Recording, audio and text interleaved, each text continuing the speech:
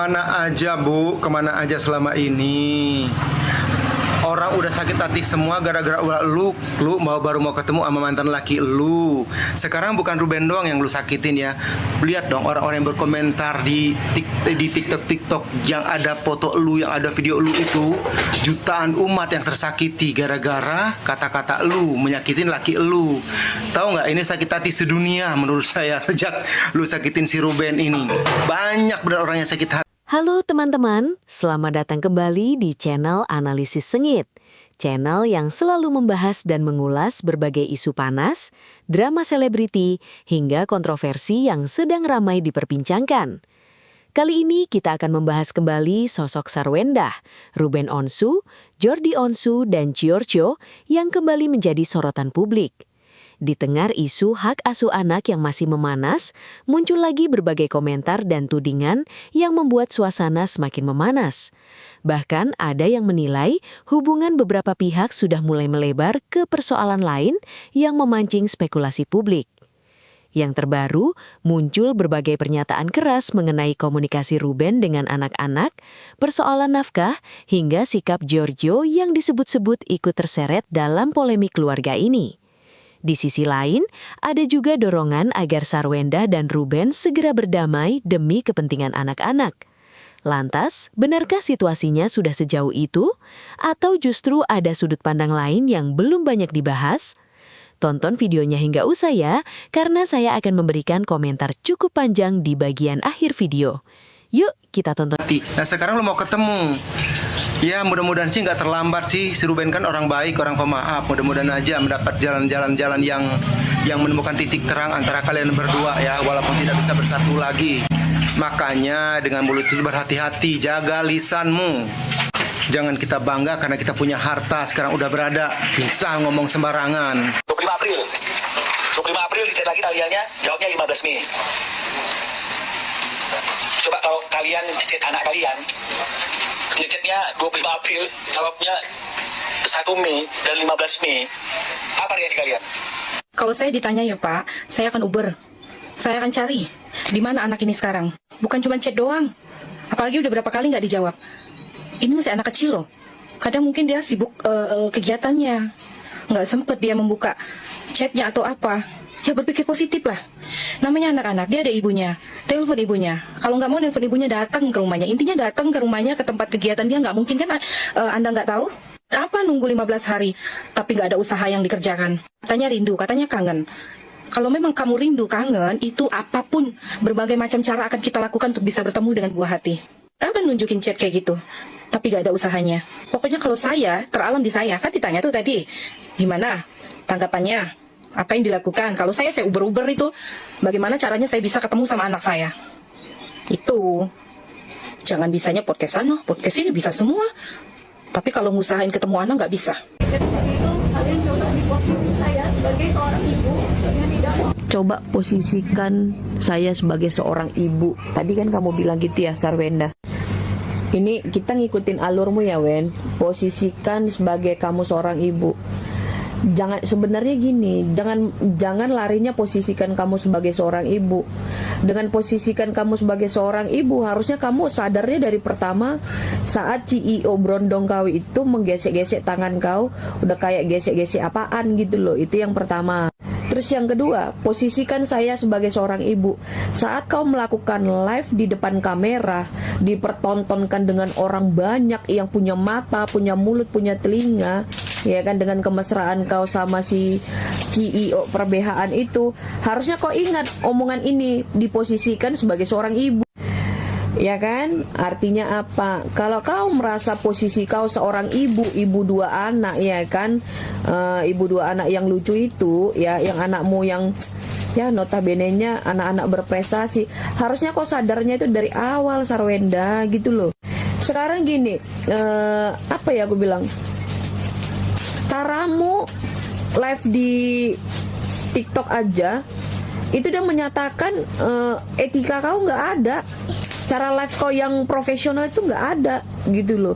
Dari situ, jadi kau melaporkan sana sini, melaporkan ini, melaporkan itu. Harusnya kau introspeksi diri gitu loh. Itu yang kesekian. Dan yang kesekiannya, kalau kau seorang ibu, tidak akan kau izinkan anak kau live dan bahas soal bapaknya waktu dia live bareng si babi air. Tahu siapa itu? Nggak ngerti. Apa karyawan atau apa, gue nggak ngerti. No, anak lo sendiri live. Dia anak di bawah umur, Sarwenda. Nah itu posisikan. Karena apa? Posisinya kau sibuk berpacaran, sehingga kau nggak bisa memantau anakmu lagi gitu loh. Kalau misalnya kemudian ada pernyataan bahwa Ruben sudah tidak memberikan nafkah kepada anak-anak beberapa bulan ini. Jadi sebenarnya bukan tidak memberikan nafkah beberapa bulan ini kepada anak-anak. Ruben lagi menunggu, ya, berapa fix biaya bulanan anak-anak itu, ya berapa pastinya, ya karena selama ini kan tidak pernah ada hitungan yang pasti gitu loh. Jadi setiap bulan itu berubah. Di September misalnya 224, di Oktober 265, berubah-berubah. Ya, tapi tetap ada biaya basic anak senilai 68, 70 juta gitu, 3 anak, ya biaya basicnya. Jadi Ruben bertanya, ini biaya basic ini untuk apa, dan yang lain untuk apa, dan yang lain juga untuk apa gitu. Ini yang nggak pernah disampaikan atau diklarifikasi oleh S gitu. Nah sekarang kita baca ya Akta 39 yang disepakati oleh Ruben dan S ya. Di pasal 1 ayat 4-nya mengatakan demikian. Biaya pemeliharaan dan pendidikan anak sampai dengan jenjang pendidikan tinggi atau kuliah menjadi tanggung jawab pihak pertama, artinya tanggung jawab Ruben.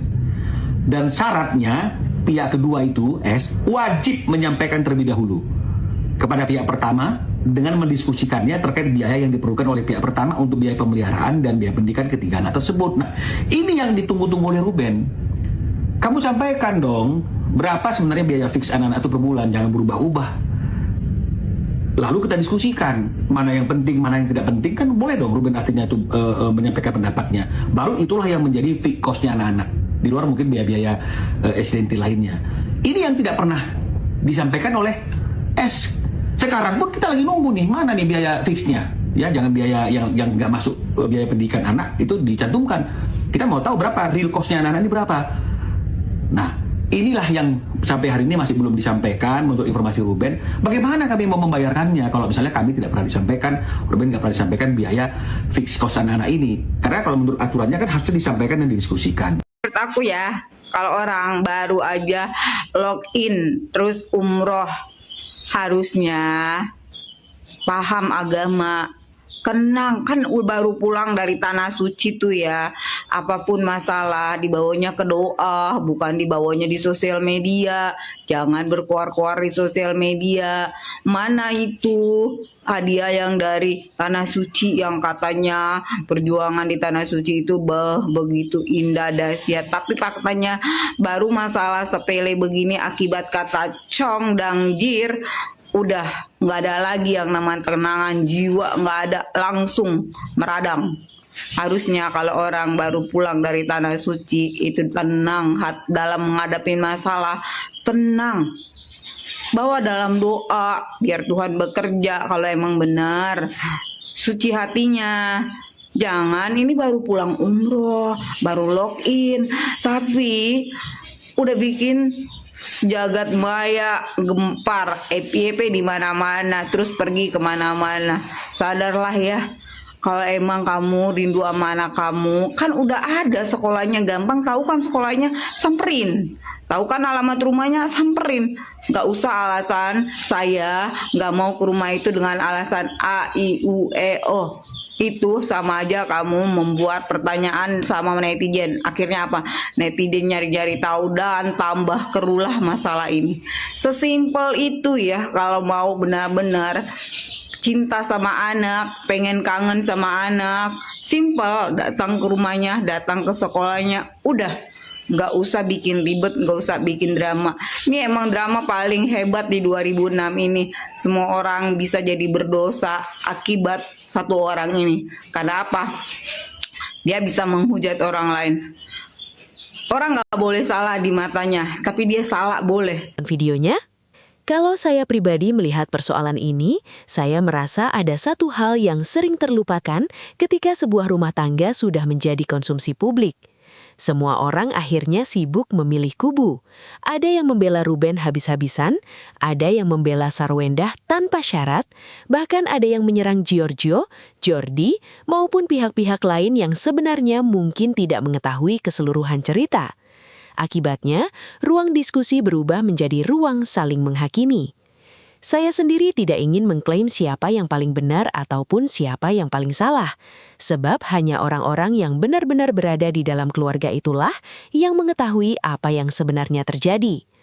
Apa yang kita lihat di media sosial, podcast maupun pemberitaan hanyalah potongan-potongan cerita yang belum tentu menggambarkan kondisi secara utuh. Namun kalau saya boleh berpendapat secara subjektif, saya melihat satu hal yang menurut saya sangat penting. Ketika sebuah rumah tangga sudah berakhir, maka ego kedua belah pihak seharusnya ikut berakhir ketika menyangkut kepentingan anak. Anak tidak boleh dijadikan alasan untuk saling menyindir, saling membalas, atau bahkan saling menunjukkan siapa yang paling benar di hadapan publik. Saya juga memahami mengapa publik begitu emosional mengikuti kasus ini. Ruben Onsu selama bertahun-tahun dikenal sebagai sosok pekerja keras dan dekat dengan keluarga. Sementara Sarwendah juga selama ini dikenal sebagai ibu yang terlihat begitu menyayangi anak-anaknya. Ketika dua sosok yang selama ini dianggap sebagai keluarga harmonis akhirnya berpisah, tentu banyak penggemar yang merasa kecewa. Perasaan kecewa itu kemudian berubah menjadi komentar, opini, bahkan serangan di media sosial. Menurut saya, inilah dampak ketika kehidupan pribadi terlalu banyak dikonsumsi publik. Setiap keputusan akan dinilai, setiap gestur akan dianalisis, bahkan setiap unggahan media sosial bisa melahirkan berbagai asumsi baru. Padahal belum tentu asumsi tersebut benar. Soal hak asuh anak, saya berpandangan bahwa yang paling penting bukan sekadar siapa yang memenangkan gugatan. Yang lebih penting adalah apakah anak-anak tetap bisa merasakan kasih sayang dari kedua orang tuanya. Jangan sampai kemenangan di atas kertas justru membuat hubungan anak dengan salah satu orang tua menjadi renggang. Saya juga melihat persoalan komunikasi menjadi hal yang sangat krusial. Apabila memang ada kesepakatan mengenai biaya anak, jadwal bertemu maupun hal-hal lain, menurut saya semua itu harus dikomunikasikan secara terbuka. Jangan sampai masing-masing pihak hanya menyampaikan versinya kepada publik. Sebab ketika semuanya disampaikan melalui media, yang muncul justru perang opini, bukan penyelesaian masalah.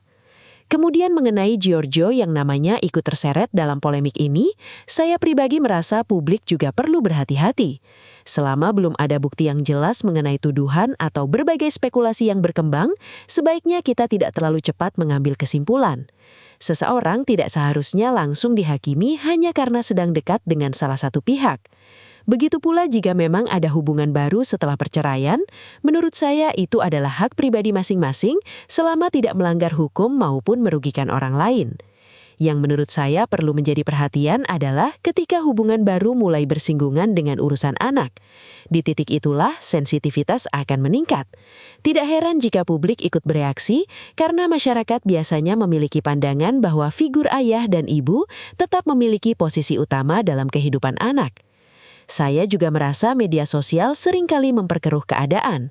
Potongan video berdurasi beberapa detik bisa memunculkan ribuan komentar yang sebenarnya belum tentu memahami konteks lengkapnya. Bahkan terkadang satu kalimat yang dipotong bisa menghasilkan narasi yang sangat berbeda dari maksud aslinya. Karena itulah saya selalu mengajak teman-teman untuk tidak langsung percaya pada satu potongan video saja. Kalau berbicara mengenai Ruben, saya melihat banyak orang yang bersimpati karena selama ini citranya memang cukup positif. Tetapi saya juga tidak ingin mengatakan bahwa semua yang dilakukan Ruben pasti benar. Begitu pula terhadap Sarwendah. Saya tidak ingin mengatakan bahwa semua yang dilakukan Sarwendah pasti salah. Semua manusia bisa melakukan kesalahan dan semua orang juga berhak memperbaiki kesalahannya. Bagi saya, yang paling penting sekarang adalah bagaimana kedua belah pihak bisa mengurangi konflik yang dipertontonkan kepada publik. Anak-anak akan tumbuh besar. Mereka suatu hari nanti bisa melihat semua pemberitaan, semua video, bahkan semua komentar netizen tentang orang tua mereka. Bayangkan bagaimana perasaan mereka ketika membaca ribuan komentar yang saling menghina ayah ataupun ibu mereka. Saya juga berharap para kreator konten, termasuk saya sendiri, tetap berusaha menjaga batas. Membahas isu yang sedang viral memang bagian dari pekerjaan kami sebagai kreator reaksi. Namun saya merasa penting untuk tetap membedakan antara memberikan opini dengan menghakimi seseorang. Kritik boleh saja disampaikan, tetapi tetap harus berdasarkan informasi yang ada dan tidak berubah menjadi fitnah ataupun serangan pribadi. Pada akhirnya, saya berharap persoalan ini segera menemukan titik terang. Siapapun yang nantinya mendapatkan keputusan hukum, semoga keputusan tersebut benar-benar menjadi jalan terbaik bagi anak-anak. Karena menurut saya, mereka adalah pihak yang paling tidak pantas menanggung dampak dari konflik orang dewasa. Itulah pendapat pribadi saya. Kalian tentu boleh saja memiliki pandangan yang berbeda. Justru saya ingin mendengar bagaimana sudut pandang kalian setelah menyaksikan keseluruhan video ini. Apakah kalian lebih setuju dengan langkah Ruben? Ataukah kalian memiliki alasan untuk memahami keputusan Sarwenda? Atau mungkin kalian melihat ada sisi lain yang belum banyak dibahas? Silakan tuliskan pendapat kalian di kolom komentar dengan tetap menjaga etika berdiskusi. Ingat, kita boleh berbeda pendapat, tetapi jangan sampai perbedaan itu berubah menjadi saling menghina atau menyerang secara pribadi. Terima kasih sudah menonton video ini sampai selesai. Jangan lupa dukung channel Analisis Sengit dengan menekan tombol like, subscribe, dan aktifkan lonceng notifikasi agar tidak ketinggalan pembahasan-pembahasan terbaru seputar isu viral dan kontroversi yang sedang hangat diperbincangkan. Sampai jumpa di video berikutnya.